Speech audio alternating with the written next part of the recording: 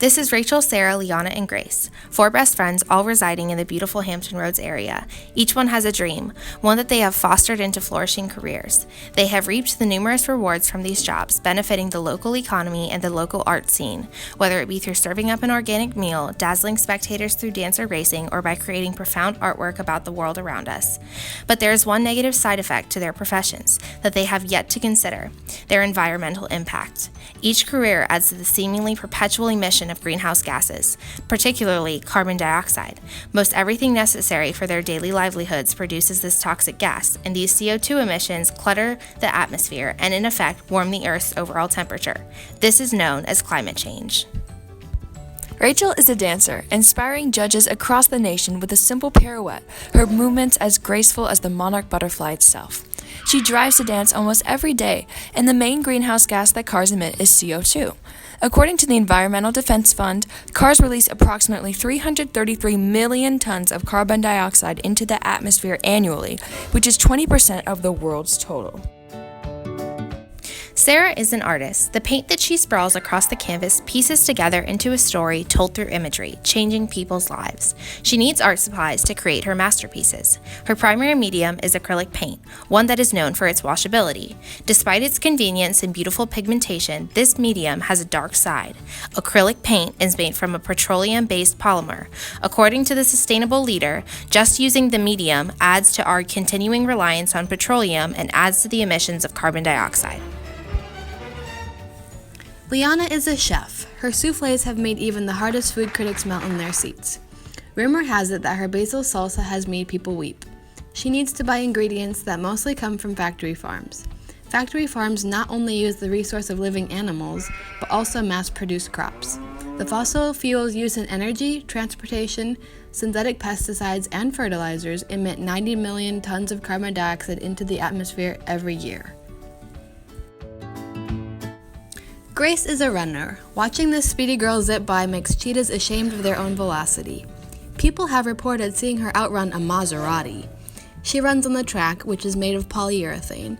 Polyurethane releases toxic fumes that are not healthy to inhale. Some blowing agents in polyurethane produce greenhouse gases that have negative side effects on the environment. Some polyurethane foam contains non-renewable fossil fuels that adversely affect the environment. Despite all of the wonderful things that these future community leaders are doing to benefit their town, did you notice that all 4 of them in their normal lives have indirectly contributed to the emissions of carbon dioxide?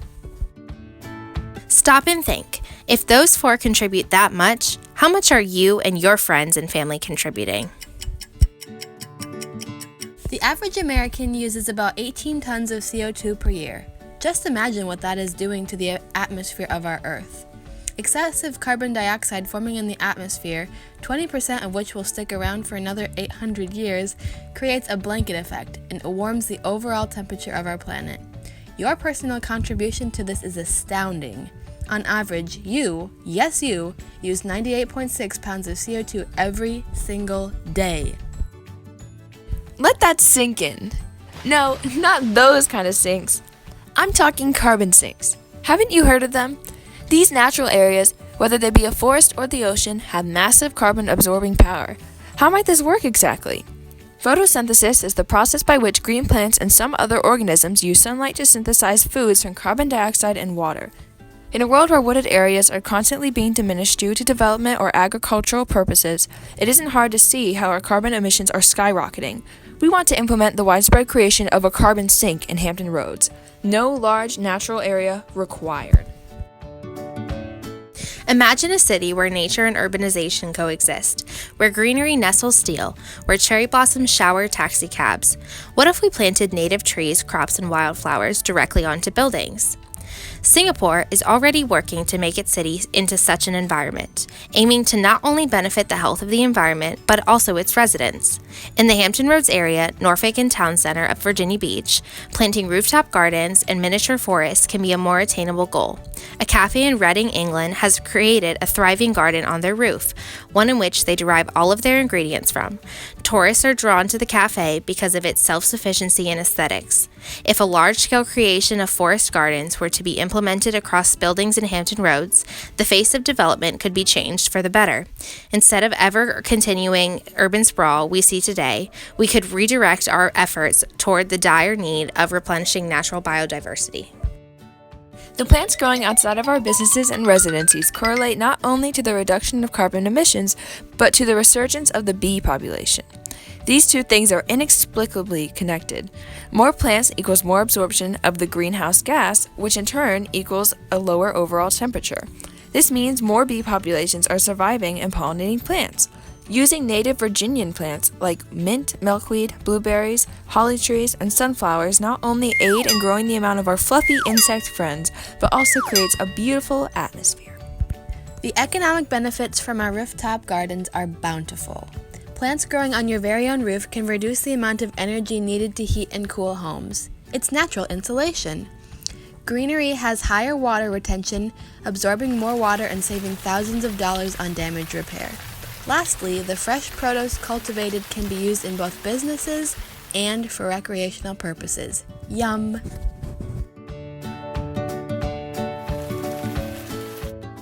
Forest cities will increase human happiness. Does your daily drudge to work, day in and day out, depress you? After these are implemented, people will become happier. There is scientific evidence that says plants improve well-being, raise job satisfaction, and lower levels of anxiety. Let's face it, abundant plants makes us both happy and healthy. Now back to our girls. As you can see, Rachel, Sarah, Liana, and Grace all have great things going for them. Sure, they may just be students now, but take a look at what these future community leaders and career women might just do for Hampton Roads. Inspire others, bring glory to the area, and make it a better place. But none of this can happen in a world ravaged by the effects of carbon dioxide emissions. The amount of CO2 in the atmosphere has surpassed 400 parts per millimeter, a historical high. These 4 girls are growing up into this harsh situation, inheriting a catastrophic world. But there is still time for us all. By implementing the widespread planting of rooftop gardens and forests, we can not only affect the lives of Rachel, Sarah, Liana, and Grace, but the lives of every single person on Earth. Hampton Roads can act as an international example, ensuring the futures of billions of children just like our protagonist. We can create a world where youth can thrive and cultivate their interests, much like the plants we hope to spread around them. We must ensure the futures of these aspiring scientists, artists, and most importantly, human beings, simply because they are our future. How will you implement the necessary steps to make our dreams a reality?